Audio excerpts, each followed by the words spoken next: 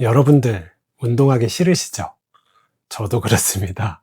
저는 그럴 때마다 운동하면은 뇌에서 어떤 일이 일어나는지를 기억을 해두었다가 이를 생각하게 됩니다. 뇌에서 일어나는 이런 변화를 생각하는 것만으로도 운동을 해야 되는 필요성, 그리고 의욕이 올라가게 되는데요. 오늘은 그래서 운동을 하면은 몸이 아니라 뇌에서 어떠한 일이 일어나는지 여러분들께 말씀을 드리는 시간을 가지고자 합니다. 안녕하세요. 활력 있는 일상을 꿈꾸는 정신과 의사 배종비입니다. 저는 진료를 할 때 환자분들에게 운동을 꼭 권유를 하게 됩니다. 왜냐하면 운동이 너무 좋은 것들이 많기 때문이에요. 그런데 누구나 사실 운동하는 것들을 싫어합니다. 왜냐하면 운동하는 건 힘이 들기 때문이죠. 그래서 특히 이렇게 우울하고 무기력하고 어려움을 경험하시는 환자분들은 사실 이제 운동을 실천으로 옮기는 것이 쉽지가 않습니다. 그래서 그런 분들께 이제 운동하면은 어떤 것이 좋아지는지를 설명을 드리고 이러한 걸 통해서 변화할 수 있다 이렇게 꼭 말씀을 드리고 있습니다. 여러분들께 이런 부분들 함께 공유해 보는 시간을 갖고자 합니다. 첫 번째로 운동을 하면은 우리 뇌에 도파민이 분비가 됩니다. 도파민은 우리가 뭔가를 사실 기대할 때 나오는 물질로서 각성도를 높이고 주의력을 높이고 기력을 높이게 됩니다. 그런데 이 도파민이 우리가 뭔가 활동을 할 때, 몸을 움직일 때도 사실 분비가 됩니다.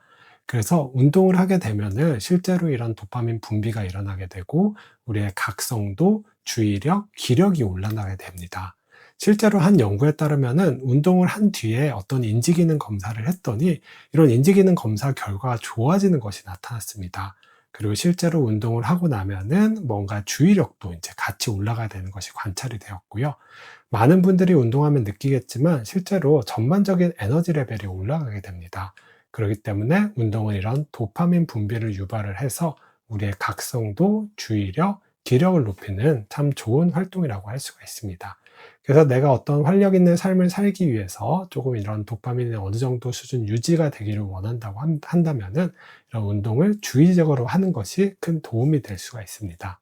두 번째는 운동은 우리 뇌에 BDNF라는 인자를 만들어내게 됩니다.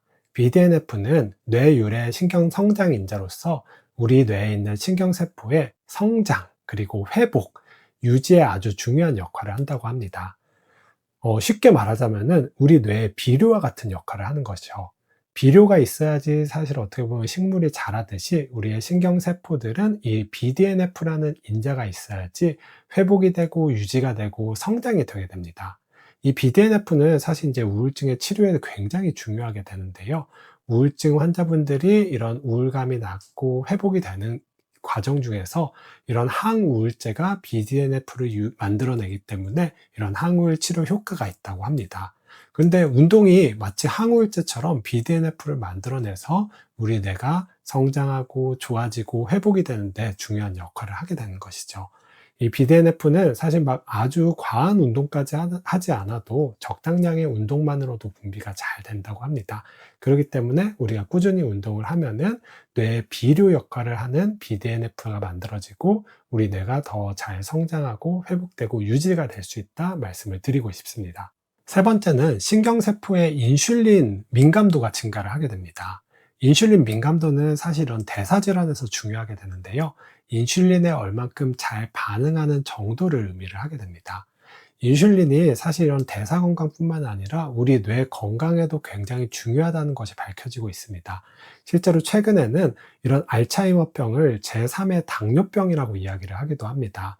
우리 이제 뇌에 있는 신경세포가 인슐린 민감도가 떨어지게 되면서 인슐린에 반응하는 것이 줄어들어서 결과적으로 이런 알츠하이머병이 생긴다라는 가설들이 이제 제시가 되는데요. 이처럼 우리의 신경세포는 인슐린에 반응을 해서 어떻게 보면은 포도당을 흡수를 하고 어떤 신경세포가 잘 활동을 하게 되는데 이 인슐린 민감도가 좋으면 좋을수록 신경세포가 더 잘 반응을 하게 되는 거죠. 이 인슐린 민감성을 높이는 가장 효과적인 방법 중에 하나가 바로 운동입니다.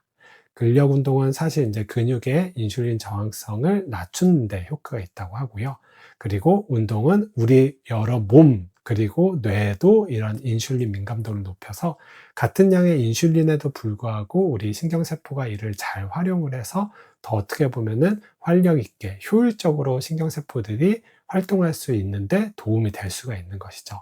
이처럼 운동은 인슐린 민감도를 높인다는 점에서 아주 큰 장점이 있는 효과적인 방법 중에 하나입니다. 네 번째는 운동은 자기 효능감을 높인다는 것입니다. 효능감이란 내가 어떤 것을 할 수 있다, 어떤 것을 변화시킬 수 있다는 감각이게 됩니다. 우리가 이제 무기력을 봤을 때 이런 무기력을 유발하는 가장 큰 원인 중에 하나가 뭔가 효능감을 상실을 하는 것입니다. 내가 어떤 것들을 열심히 하고 변화시키려고 노력을 했는데 그것이 변하지 않거나 내가 목표한 바를 이루지 못할 때 우리 사람은 무기력하게 됩니다. 그런데 이런 효능감을 느낄 수 있는 방법 중에 효과적인 방법 중에 하나가 바로 운동입니다. 예를 들어서 우리가 걷는다. 이런 걷는 것 자체는 누구든지 마음먹으면 할 수가 있지요. 뛴다. 그리고 뭔가 이렇게 내가 체력을 기른다. 이런 것들은 우리가 노력한 만큼 사실 이제 얻을 수가 있는 것입니다. 결과적으로 이러한 운동이라는 과정 자체가 자기 효능감을 느끼는데 어떻게 보면은 굉장히 효과적인 방법입니다. 그래서 저 같은 경우에는 이런 무기력을 경험하시는 분들에게는 꼭 운동을 권하게 됩니다. 그래서 이런 운동을 하는 것 자체가 자기 효능감을 경험을 하게 되고 결과적으로 무기력을 이겨낼 수 있는 효과적인 방법이 될 수 있기 때문입니다. 다섯 번째는 우리 몸이 건강하면 건강할수록 불안감을 덜 느낀다는 것 때문에 운동이 중요합니다. 실제로 근력 운동의 효과를 연구한 연구가 있었는데 이런 근력 운동을 통해서 이런 내 몸이 건강해지면 질수록 사실 불안감을 덜 느낀다고 합니다. 실제로 우리 몸이 사실 피곤하거나 좀 아프거나 할 때는 다른 자극에 예민하게 됩니다. 그런 것들이 더 크게 다가오게 되는데요. 반대로 내가 건강하거나 내가 더 힘이 세게 느껴질 때는 그런 것들이 어떻게 보면은 나를 덜 불안하게 만들 수가 있게 되는 것이죠. 그래서 운동을 통해서 내 몸이 건강하고 어떻게 보면 내 힘이 세지고 하면은 같은 대상으로부터 어떻게 보면은 불안감을 덜 느낄 수가 있게 되는 것이죠. 그래서 이런 불안감이 있거나 혹은 쉽게 예민하신 분들의 경우에는 이런 운동을 하는 것들이 불안감을 낮추고 이런 예민함을 낮출 수 있는 효과적인 방법이 될 수가 있는 것입니다. 그런데 제가 진료실에서 환자분들께 이런 운동을 권해드리면은 사실 좀 부담스러워 하시는 분들이 많습니다. 누가 운동이 좋다는 걸 모르냐. 나도 운동을 하고 싶은데 사실 시간이 없고 부담이 되기 때문에 사실 못한다. 이렇게 말씀을 하시는 경우가 있는데요.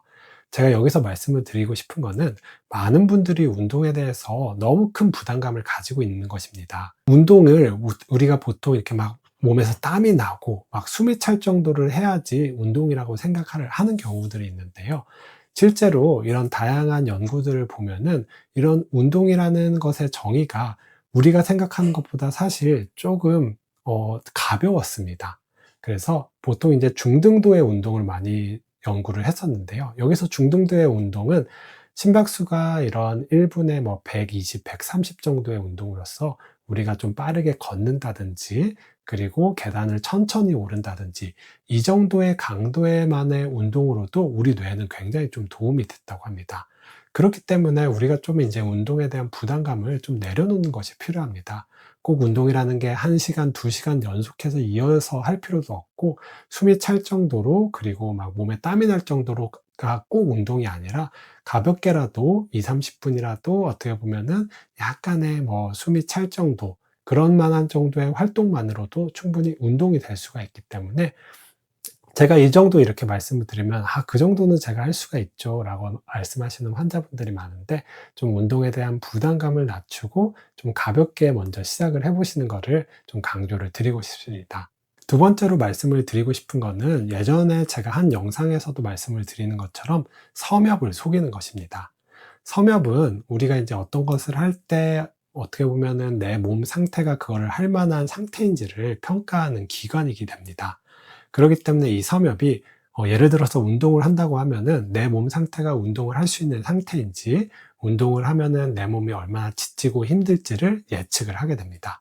그래서 이 섬엽이 '아 운동할 만한 내 상태가 아니야. 운동을 하면은 내 몸이 너무 피곤하고 힘들 것 같아.'라고 하면은 그 행동을 하지 못하도록 억제를 하게 되는 거죠. 그런데 이 섬엽을 속이는 방법이 있습니다. 그것은 바로 이런 운동이라는 것을 좀 가벼운 운동과 어떻게 보면 중간 운동, 힘든 운동을 섞어주는 것입니다. 만약에 우리가 운동을 할 때마다 막 2시간씩 하고 땀이 날 정도로 힘들게 운동을 한다고 하면은 이 섬엽이 운동이라는 거는 굉장히 힘든 거고 굉장히 지치게 되는 거고 내가 이런 아주 건강한 상태가 아니면은 할 수가 없는 것으로 생각을 할 것입니다. 그렇기 때문에 이 섬엽이 운동하는 것을 자꾸 못하게 방해할 수가 있죠. 그런데 만약에 우리가 운동을 할 때 때로는 뭐 10분, 20분 가볍게만 좀 운동을 해주기도 하고, 어떨 때는 조금 이렇게 내 컨디션이 좋으면은 더 열심히 하기도 하고, 가벼운 운동과 좀 이렇게 열심히 하는 운동을 섞어주게 되면은 섬엽의 예측 시스템이 혼란이 있게 됩니다. 그래서 운동을 할 때, 아, 얘가 지금 가벼운 운동을 하려는 거야? 아니면은 힘들게 운동을 하려는 거야? 사실 예측이 어렵기 때문에 어떻게 보면 운동을 하는 것을 막는 힘이 줄어들게 됩니다. 그래서 섬엽을 속이기 위해서 운동을 할 때 꼭 힘들게만 운동을 하는 것이 아니라 좀 가벼운 운동, 중간 운동, 힘든 운동을 좀 섞어주시는 거 강조를 드리고 싶습니다. 오늘은 운동이 뇌에 좋은 이유 5가지를 한번 살펴봤습니다. 그리고 운동을 어떻게 보면 쉽게 부담 없이 하기 위한 방법도 설명을 드렸습니다. 여러분들이 이런 운동의 장점들 꼭 기억하셔서 운동이 하기 싫고 힘들게 느껴졌을 때 이런 것들을 좀 어떻게 보면 나 자신을 설득하는 도구로 좀 사용을 하셨으면 좋겠습니다. 이러한 운동의 장점을 많이 알고 있으면 있을수록 우리가 뭔가를 운동을 할 때 더 어떻게 보면 적극적으로 열심히 할 수 있기 때문입니다.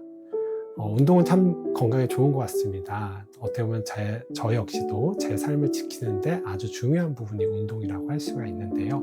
이 중요한 운동 어떻게 보면 여러분들도 함께 같이 즐겨서 어떻게 보면 활력 있고 더 즐거운 삶을 누릴 수 있었으면 좋겠습니다. 오늘도 여기까지 시청해 주신 분들께 감사를 드리며 이상으로 저는 배종빈이었습니다.